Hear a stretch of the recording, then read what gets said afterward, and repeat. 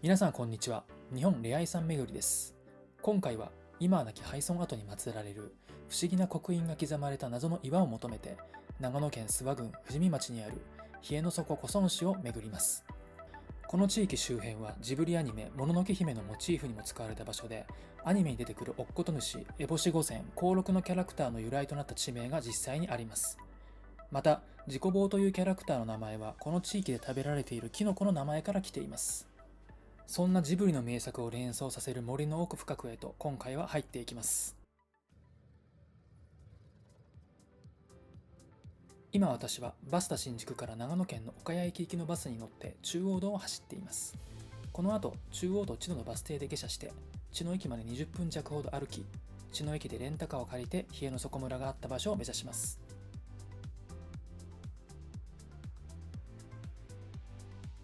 バスタ新宿から中央道千野バス停までの所要時間は2時間45分ほどかかります。今回は渋滞にぶつかってしまったため3時間ちょっとかかりました。茅野駅から冷えの底古村市までの距離は 15km ほどで車で25分ほどかかります。新宿から冷えの底村市まで直接車で向かうと2時間ちょっとの所要時間で訪れることができます。